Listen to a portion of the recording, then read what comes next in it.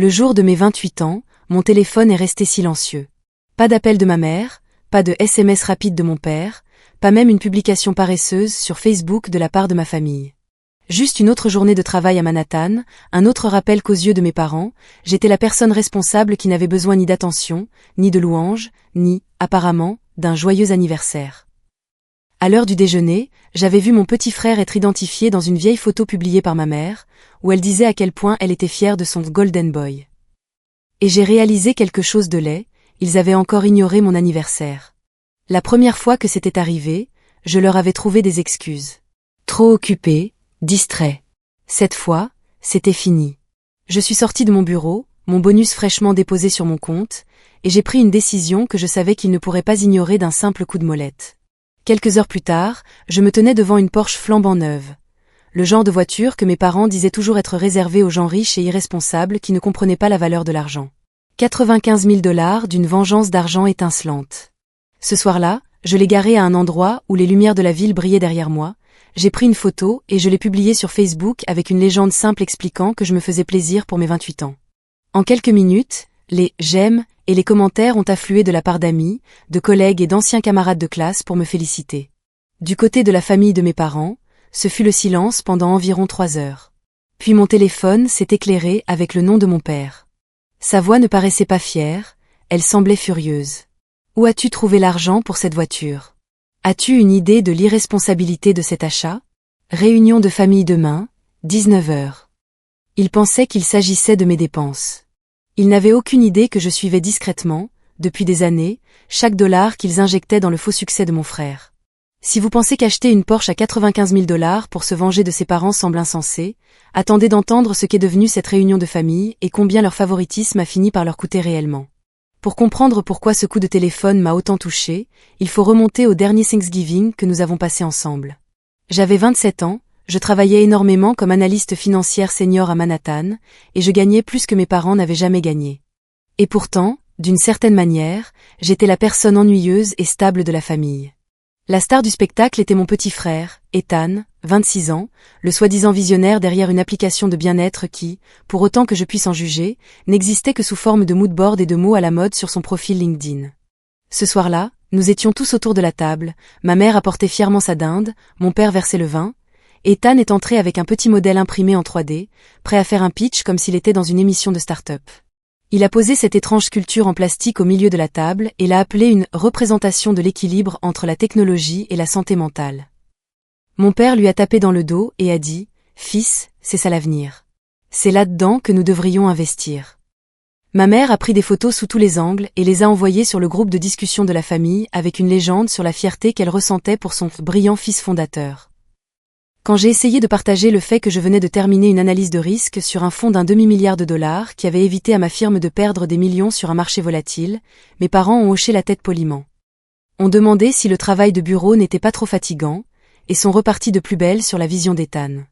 C'est la première fois que j'ai senti à quel point le favoritisme était profond.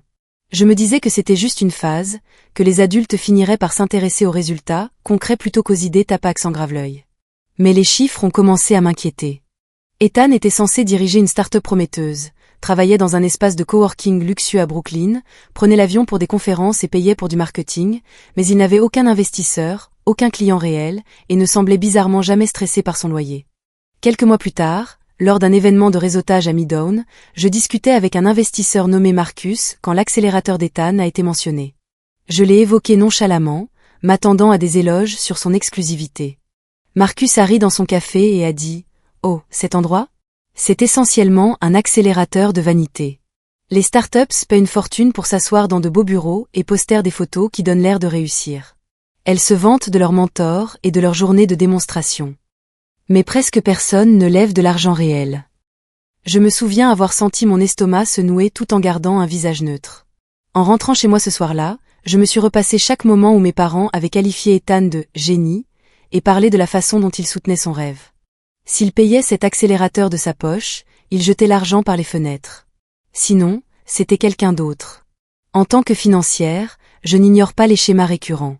À peu près à la même époque, mon père m'avait demandé de l'aider à passer certains de leurs comptes au relevé en ligne parce que l'accumulation de papier stressait ma mère. Cela signifiait que je savais exactement quelle banque il utilisait et comment leur virement apparaissait. Je n'avais pas besoin de mot de passe pour me faire une idée de la situation. J'ai surveillé les montants et les dates. J'ai remarqué des virements réguliers arrivant sur le compte d'Ethan le premier de chaque mois. Toujours le même montant bizarre, 2200 dollars. C'était trop précis pour être aléatoire. J'ai créé une feuille de calcul, parce que c'est ce que je fais. 2200 dollars chaque mois pendant 24 mois, 52 800 dollars au total, rien qu'en virement direct libellé, aide à la subsistance et dépenses professionnelles. Ensuite, il y avait ce dont Ethan se vantait publiquement. Il postait des photos de son appartement à Brooklyn Heights, de son style de vie de fondateur bien-être, de ses campagnes marketing et de ses conférences. J'ai fait un calcul rapide du loyer dans son quartier, des frais de l'accélérateur mentionnés par Marcus et des voyages qu'il faisait. Environ 92 000 dollars de l'argent de la famille avaient été injectés dans ce rêve en 3 ans. 92 000 dollars versés dans une application qui, d'après ce que je voyais, avait généré peut-être 1000 dollars de revenus totaux et n'avait aucun utilisateur payant en dehors de quelques amis. Pendant ce temps, 2 ans plus tôt, quand j'avais demandé à emprunter 20 000 dollars pour un apport pour un petit appartement dans le Queens, mes parents m'avaient dit que ce serait mieux pour mon caractère si je le faisais seul. Ils disaient que j'étais la personne responsable, que je n'avais pas besoin d'aide. J'avais accepté, ravalé ma blessure et travaillé 60 heures par semaine, jusqu'à ce que je puisse me payer cet apport moi-même. Voir ces virements alignés en rangée nette sur mon écran, c'était comme recevoir un coup de poing dans la poitrine au ralenti. Ils n'avaient pas seulement oublié mon anniversaire. Ils avaient construit tout un système financier autour du fantasme de mon frère et m'avaient complètement laissé de côté. Je n'ai pas explosé. J'ai fait ce que je fais toujours, j'ai collecté des données. J'ai tout documenté. J'ai monté un dossier solide et discret dans un dossier sur mon ordinateur. Au moment où j'ai acheté cette Porsche et que mon père a exigé une réunion de famille, je savais déjà exactement jusqu'où allait leur favoritisme et précisément ce qu'il avait coûté. Le plus fou, c'est que le projet d'acheter la Porsche n'est pas né d'un fantasme impulsif. Il a commencé, comme tout le reste dans ma vie, par une feuille de calcul et un chiffre sur ma fiche de paie. 2 semaines avant cette publication sur Facebook, le bonus du fonds d'un demi-milliard de dollars que j'avais aidé à sauver est enfin arrivé sur mon compte. 80 000 dollars après impôts et déductions. C'était encore plus que le revenu annuel de mes parents quand j'étais enfant. Je me souviens avoir fixé le chiffre sur mon écran dans mon appartement de Manhattan, ressentant un mélange étrange de fierté et d'amertume. J'avais fait ça seul. Personne n'avait co-signé. Personne ne m'avait prêté d'argent.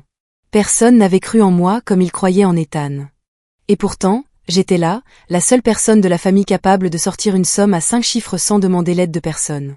Le lendemain de mon anniversaire silencieux, j'ai retrouvé ma collègue et mentor officieuse, Lisa, dans un petit café près de Wall Street. Lisa est l'une de ces femmes qui semblent sortir d'un portrait dans un magazine de finance. Blazer impeccable, regard acéré, parents immigrés, tolérance zéro pour les bêtises. C'était la première personne à qui j'avais parlé des virements bancaires, de l'accélérateur et du gouffre de 92 000 dollars que mes parents avaient creusé pour maintenir sous perfusion le rêve de mon frère. Quand je lui ai dit qu'ils avaient encore oublié mon anniversaire tout en lui envoyant un autre virement mensuel, elle a posé son café et m'a fixé un instant. Donc, si j'ai bien compris, a-t-elle dit, ils ont refusé de te prêter 20 000 dollars pour un actif réel, mais ont envoyé plus de 90 000 dollars pour subventionner un faux style de vie de fondateur et un accélérateur de pacotille. Et maintenant? Ils sont furieux parce que tu as acheté une voiture avec ton propre bonus. Dit comme ça, c'était insensé. J'ai ri, mais c'était ce genre de rire serré et colérique qui ne fait pas de bien. Je ne veux pas juste leur hurler dessus, ai-je dit. Hurler ne marche jamais. Ils disent juste que je fais du mélodrame et retournent l'adorer. Je veux qu'ils voient vraiment la réalité. Lisa a hoché la tête lentement, comme si elle pesait le pour et le contre. Alors assure-toi qu'ils ne puissent pas t'ignorer. Quelque chose de visible. Quelque chose qu'ils ne pourront pas justifier par la chance ou la coïncidence. Elle s'est penchée vers moi. Tu sais ce que les gens riches et irresponsables qui ne comprennent pas l'argent achètent, selon tes parents? Une Porsche. Le mot a résonné en moi comme un défi. C'était stupide, symbolique et totalement logique à la fois. Nous avons ouvert des applications de concessionnaires, vérifié mon score de crédit et fait tourner les chiffres comme si nous modélisions un nouveau portefeuille. Je pouvais rembourser mon petit prêt auto actuel, verser un apport de 60 000 ou 65 000 dollars, financer le reste à un taux bas, et ma mensualité resterait tout à fait gérable avec mon salaire. Ce serait une démonstration de force, mais pas un acte irréfléchi. Le temps de finir nos 2e cafés, nous avions un rendez-vous chez un concessionnaire à Long Island. Le vendeur a semblé presque surpris quand je lui ai remis mes justificatifs de revenus et mon historique de crédit. Il n'arrêtait pas de regarder les chiffres, puis moi, comme s'il essayait de réconcilier le stéréotype de la Porsche avec la femme en face de lui, qui avait un classeur rempli de questions sur les valeurs résiduelles et les taux d'intérêt. Quand il m'a demandé ce qui m'amenait, j'ai souri et j'ai dit, ma famille pense que seuls les fantasmes de mon frère valent la peine qu'on y investisse. J'ai décidé qu'il était temps d'investir un peu d'argent dans ma propre réalité. La Porsche Macan, est-ce qu'ils m'ont montré, était ridicule de la meilleure façon possible. Argent métallisé, intérieur en cuir qui sentait encore l'usine. 400 chevaux, 0 à 100 en 4 secondes. J'ai passé mes mains sur le volant et j'ai senti quelque chose s'apaiser en moi. J'ai versé 65 000 $ sur le champ, j'ai structuré le reste avec un prêt à faible intérêt, et j'ai regardé le vendeur essayer de ne pas paraître impressionné pendant que je signais. Pendant que je terminais les papiers, Lisa était sur son ordinateur dans la salle d'attente, fouillant davantage dans l'accélérateur d'Ethan. Elle a trouvé des plaintes sur des forums obscurs provenant d'autres fondateurs, des rumeurs sur des frais agressifs, des promesses trompeuses et des refus de remboursement. Le temps que je quitte le parking au volant, elle avait rédigé l'ébauche d'une plainte formelle adressée au procureur général de New York et au département de la protection des consommateurs. « Tu n'achètes pas seulement une voiture », m'a-t-elle dit quand je me suis garé le long du trottoir pour la récupérer. « Tu traces une ligne. Ils ont construit un fantasme sur l'argent de tes parents. Toi, tu as construit une carrière sans l'aide de personne. Maintenant, tu vas garer cette différence, juste là où ils ne pourront plus faire semblant de ne pas la voir. » Alors que je m'engageais sur l'autoroute en direction de la ville, l'horizon s'est dessiné à travers le pare-brise de ma Porsche neuve à 95 000 $. Et pour la première fois, j'ai eu l'impression de ne plus simplement subir leur favoritisme. C'était moi qui fixais les conditions. La voiture était plus qu'un jouet. C'était l'état financier le plus bruyant et le plus brillant que j'ai jamais produit, et je savais exactement quel public avait besoin de le voir. Lisa et j'avons choisi Hudson Yard pour les photos car c'était tout New York en une seule image. Les tours de verre, la High-Line, et l'horizon s'étendant derrière nous comme un économiseur d'écran de la vie que j'avais bâti sans aucune aide familiale. Le soleil déclinait, se reflétant sur l'argent de la Porsche. Et pour une fois, je n'avais pas l'impression de faire semblant. J'ai garé le Macan selon un angle qui rendait l'insigne impossible à manquer, je suis sorti dans mes vêtements de travail et je me suis appuyé contre le capot pendant que Lisa reculait avec mon téléphone. « Relève un peu le menton », a-t-elle dit. « C'est toi qui as fait ça. Montre-le. » Nous avons pris une douzaine de clichés, certains sérieux, d'autres riants, et un où je regardais droit vers l'objectif avec cette expression calme du genre « Je sais exactement ce que je fais », qui ne semblait pas forcée. C'est celle-là qui est restée. On aurait dit une publicité pour une voiture de luxe, sauf que le mannequin était une fille de la finance fatiguée qui avait passé des années à être traitée comme un simple bruit de fond dans sa propre famille. J'ai ouvert Facebook, car c'était là que mes parents vivaient réellement en ligne. Instagram leur semblait trop « jeune ». J'ai commencé à taper une légende, j'ai effacé 3 fois, puis j'ai opté pour la vérité, sans fioriture. Joyeux 28e anniversaire à moi-même. Ai-je écrit. J'ai clôturé un fonds majeur au travail ce trimestre et j'ai utilisé mon bonus pour m'acheter la voiture que je voulais depuis des années. Pas de sponsor, pas d'investisseur, juste beaucoup de nuits blanches et de feuilles de calcul. J'ai cliqué sur publier. Pendant un instant, rien ne s'est passé. Puis les notifications ont commencé. D'anciens amis de fac, des collègues et même mon ancien patron de mon premier job ont tous commenté. Fier de toi. Voilà à quoi ressemble le travail acharné. Cette machine est magnifique. Un gars de mon département a plaisanté sur le fait qu'il aurait besoin d'un lift pour aller au bureau maintenant. J'ai souri devant l'écran, en pensant à quel point il était étrange que les gens qui voyaient réellement mes efforts chaque jour me célèbrent plus que les gens qui m'avaient élevé. J'ai vérifié la liste des personnes qui avaient vu la publication. Ma mère l'avait vue. Mon père aussi. Aucun j'aime, aucun commentaire, aucun appel. Lisa a jeté un œil par-dessus mon épaule. Donne-leur du temps, a-t-elle dit sèchement. Ils sont probablement en train de faire les comptes. Nous sommes retournés chez moi, avons commandé à manger, et pendant que je regardais distraitement une émission, Lisa s'est assise à ma table de cuisine pour peaufiner la plainte contre l'accélérateur d'Ethan, ajoutant les dates et les montants que j'avais rassemblés. Quand elle a enfin cliqué sur envoyer sur le site de l'État, elle a tourné son ordinateur vers moi comme pour une petite cérémonie. Trace écrite lancée, a-t-elle dit. Maintenant, on va voir ce qu'ils en font. Il était presque minuit quand mon téléphone s'est éclairé avec le nom de mon père. J'ai senti ma poitrine se serrer, non pas parce que j'avais peur, mais parce que je savais déjà exactement ce qu'il allait dire. J'ai mis le haut-parleur et j'ai posé le téléphone sur la table pour que Lisa puisse entendre. Émilie, a-t-il dit, sans même un bonjour. Où as-tu trouvé l'argent pour cette voiture? Son ton n'était pas curieux. Il était accusateur, comme si j'avais été prise en train de voler. Grâce à mon travail, ai-je dit calmement. Grâce au bonus dont je vous ai parlé 3 fois et sur lequel vous avez changé de sujet. C'est financé de manière responsable. J'ai analysé les chiffres pendant des semaines. Ma mère est intervenue en arrière-plan, la voix haute et aiguë. Une voiture à 95 000 $ n'est pas responsable, Émilie. Les voitures perdent de la valeur dès qu'on quitte le concessionnaire. C'est impulsif. C'est ce que font les gens qui ne comprennent pas l'argent. J'ai fixé les clés de la Porsche sur mon comptoir et j'ai senti quelque chose se durcir en moi. C'est moins impulsif, ai-je dit lentement, que d'envoyer 92 000 $ sur 3 ans pour soutenir une start-up qui génère 1 000 $ de revenus par an. Il y eut un long silence. Je pouvais presque les entendre se repasser mes paroles, essayant de comprendre comment je connaissais ce chiffre.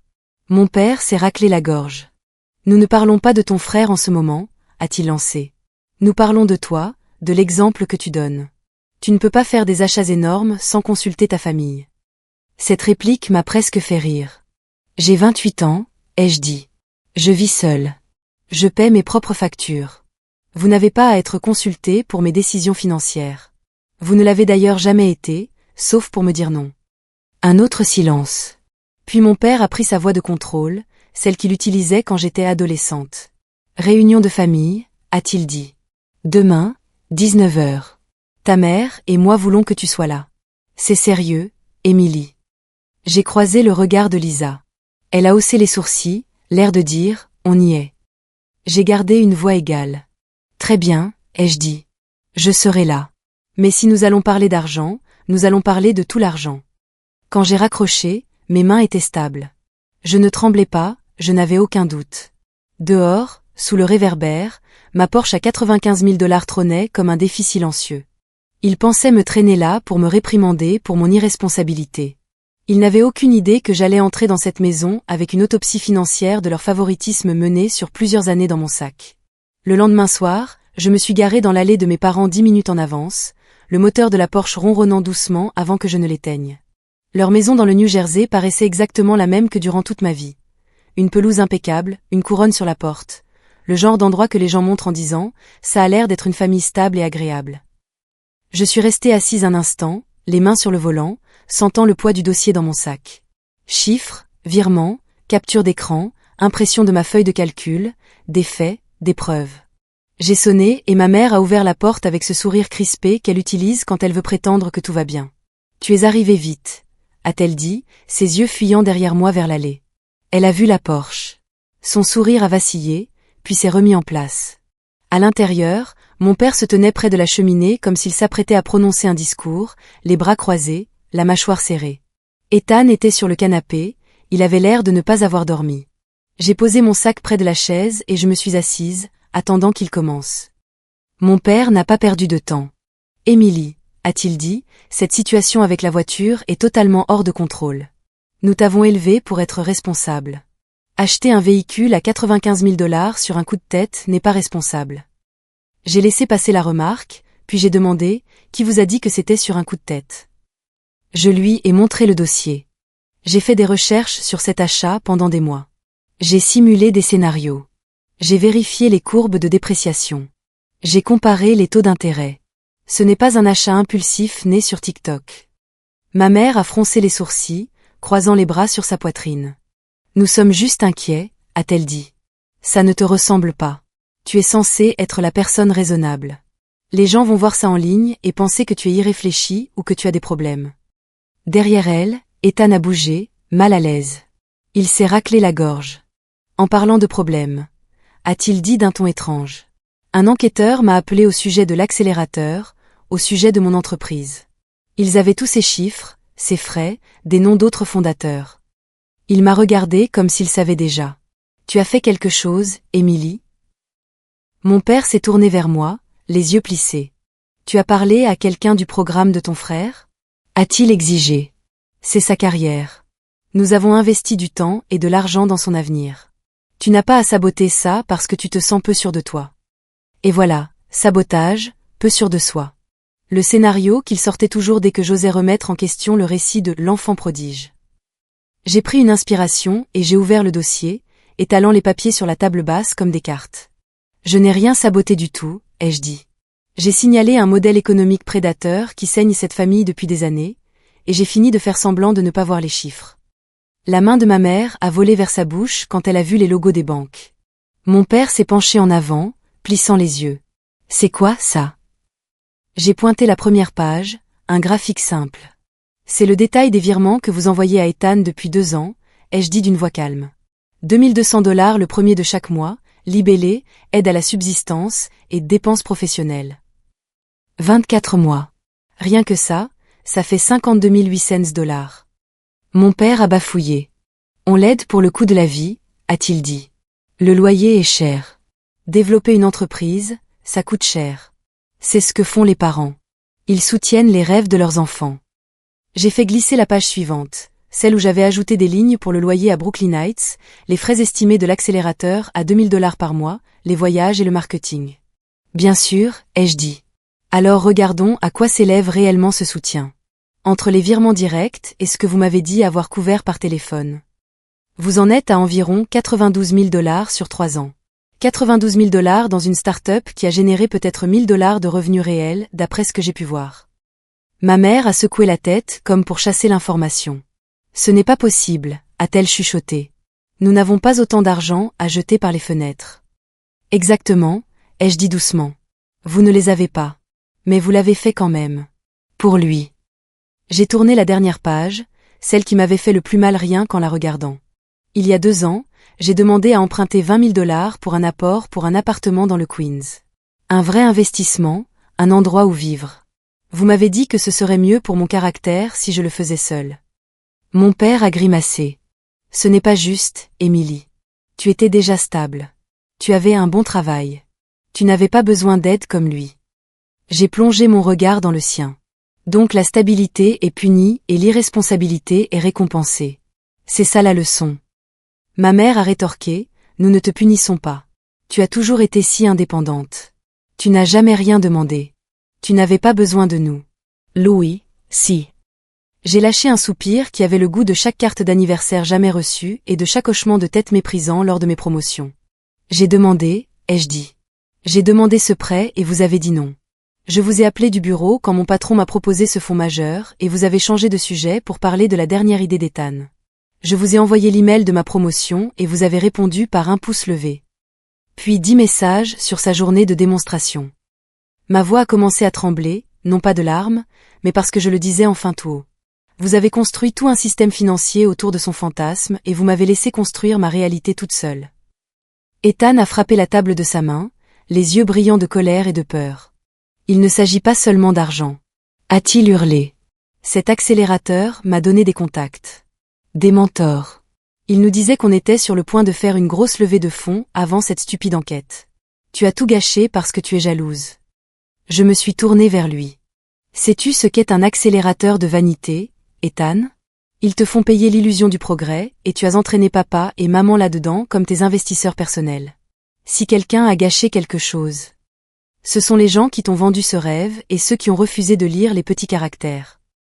Mon père a pointé un doigt vers moi. Ça suffit. A-t-il aboyé. Tu ne parles pas à ton frère comme ça dans cette maison. Cette attitude, ce ressentiment, c'est exactement pour ça qu'on s'inquiète de te voir soudainement flamber ton argent. Une Porsche? Emily? C'est le genre de choses qu'achètent les trafiquants de drogue et les gagnants du loto. Lisa en aurait ri, moi non. J'ai fixé mon père, cet homme qui avait remis à son fils près de 100 000$ sans un vrai business plan et qui qualifiait mon achat mûrement réfléchi d'irresponsable. J'ai acheté cette voiture avec de l'argent gagné dans une carrière que vous reconnaissez à peine. Ai-je dit. Personne n'a co-signé. Personne ne m'a renfloué. Personne ne s'est assis à une table de Thanksgiving pour m'appeler « l'avenir ». Vous n'avez même pas demandé à quoi servait ce bonus.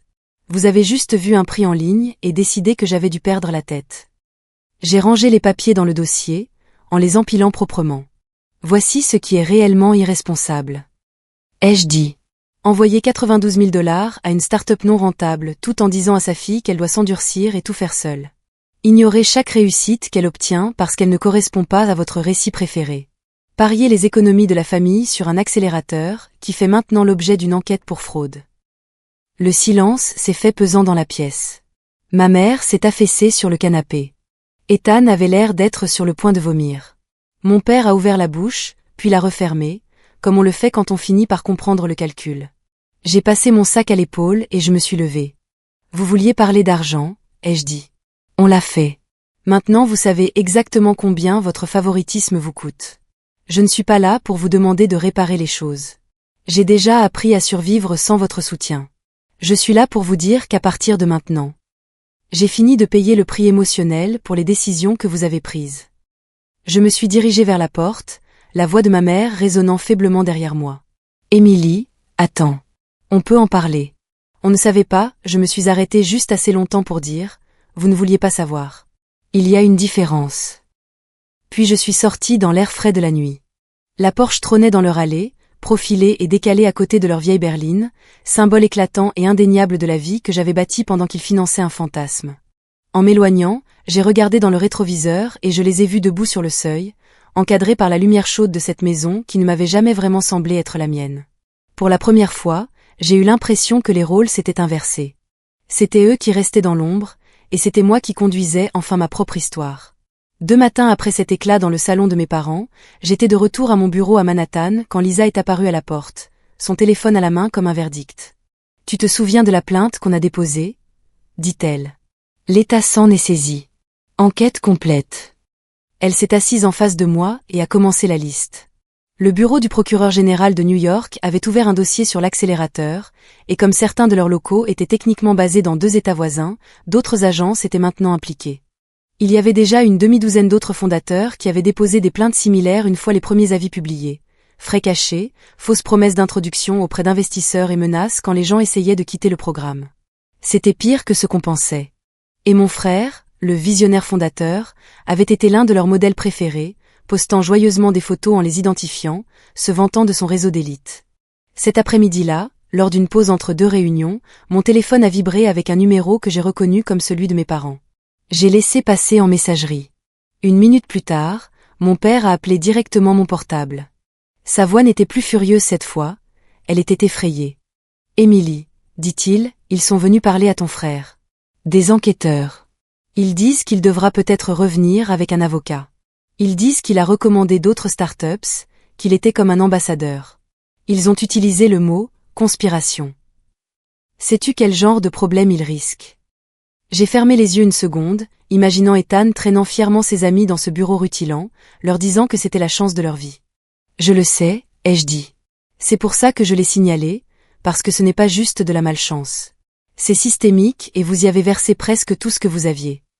Il y eut une longue pause. Tu as fait ça, finit par dire mon père, la voix un peu brisée. Si tu avais un problème, tu aurais pu venir nous voir. Au lieu de ça, tu es allé voir le gouvernement. Il pourrait ruiner sa vie. J'ai senti une pointe de colère, froide et nette. Tu as raison, ai-je dit. Quelqu'un pourrait ruiner sa vie, les gens qui lui ont vendu un mensonge pour $2000 par mois, les gens qui vous ont convaincu de le financer en ignorant tous les signaux d'alarme. Ou les gens qui ont refusé d'écouter quand je vous ai prévenu. Ne me rejette pas la faute parce que j'ai été la seule à oser dire la vérité tout haut. Une autre pause, puis l'inévitable demande. Nous devons nous revoir, dit-il. Ce soir. Nous devons parler d'avocat. S'il te plaît, Émilie, pour ton frère, pour la famille. J'ai failli dire non sur le champ, mais une partie de moi voulait que les choses soient parfaitement claires. J'ai donc accepté. Ce soir-là, quand je suis revenue dans la maison, l'ambiance était totalement différente de la fois précédente. Pas de leçons préparées, pas de colère de façade, juste de la peur. Des papiers étaient étalés sur la table de la salle à manger.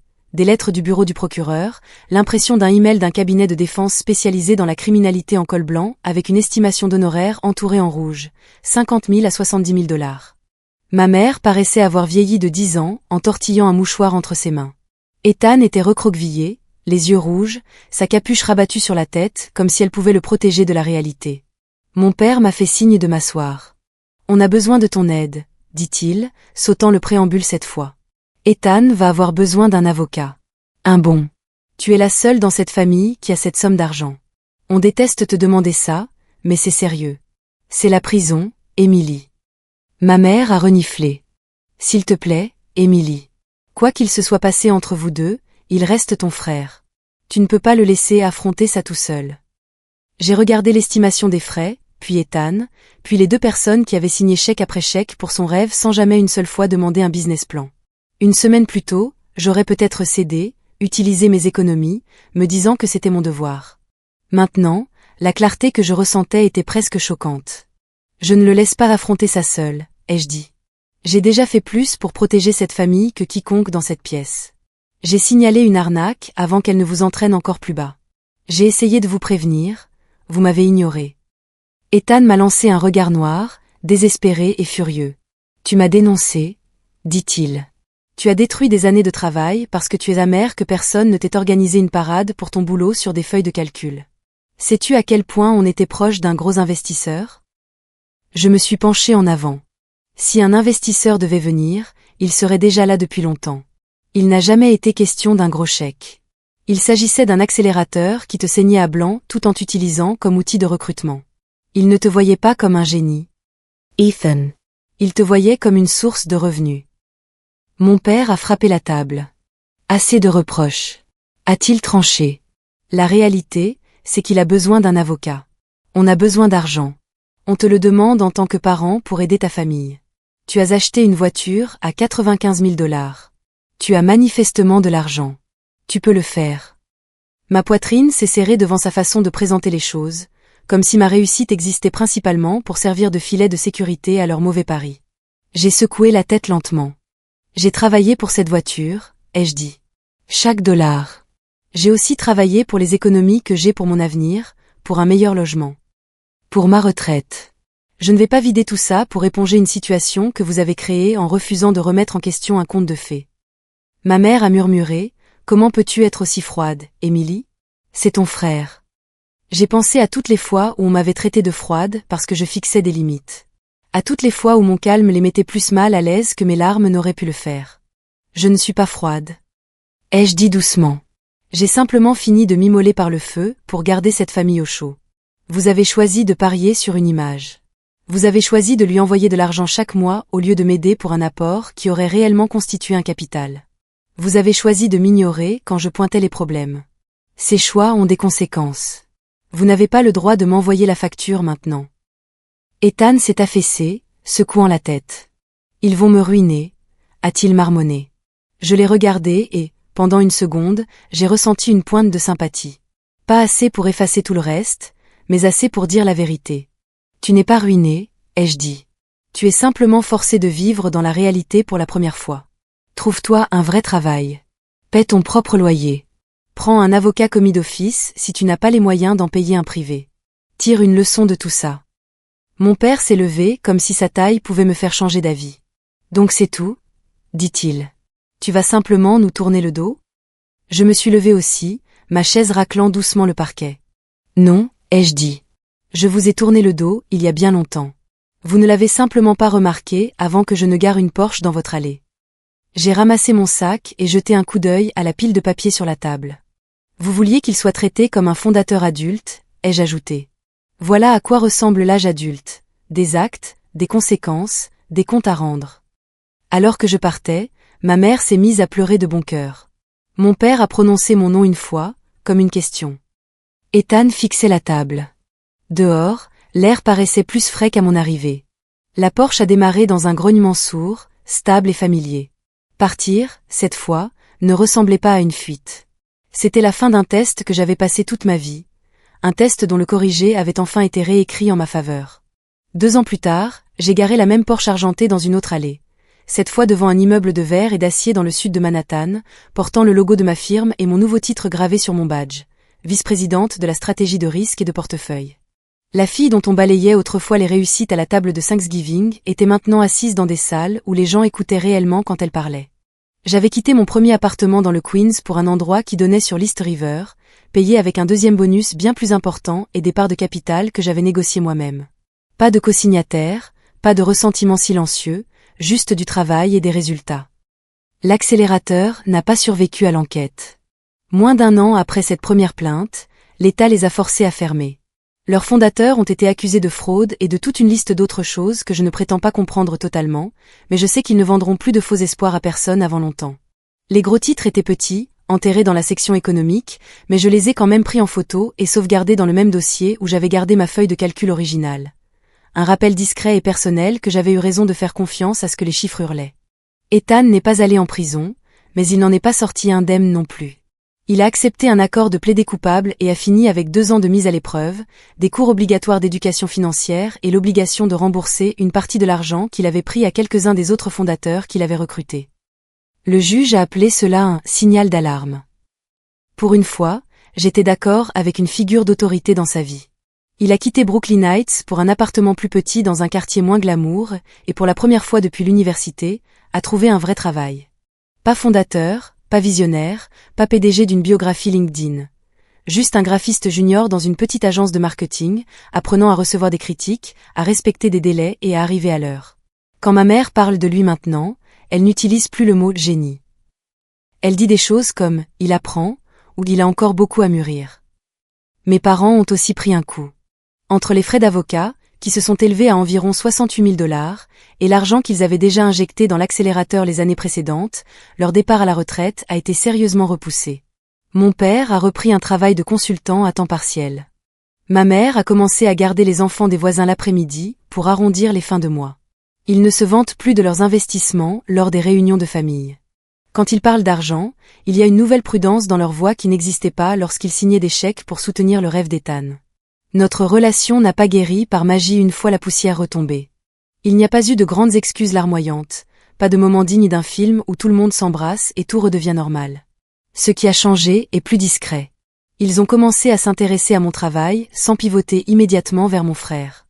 Ma mère a commencé à m'envoyer des SMS pour mon anniversaire avant que Facebook ne le lui rappelle. Mon père, l'homme qui avait autrefois qualifié ma voiture de geste irréfléchi, m'a demandé un jour comment j'avais structuré mes comptes de retraite et a écouté ma réponse jusqu'au bout. J'ai pardonné certaines choses lentement et gardé d'autres cicatrices comme des limites. Je vais dîner chez eux une fois par mois. Je pars quand les conversations tournent à la culpabilisation. Je ne propose pas d'argent. Je ne co-signais aucune décision.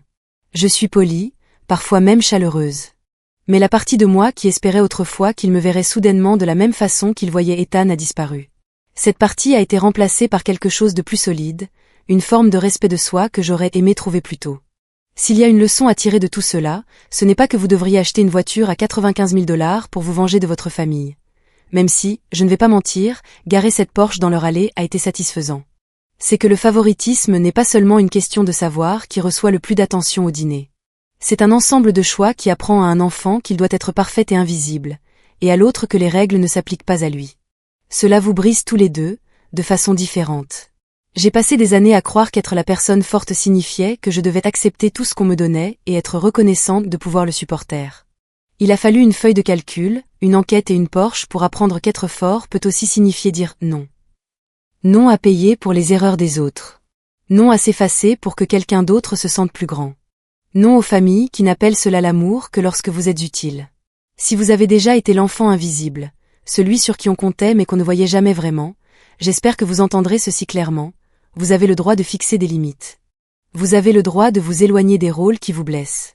Et vous ne devez à personne, pas même à votre famille, toute une vie de labeur émotionnel et financier simplement parce qu'ils ont décidé que votre stabilité vous rendait moins digne de soutien.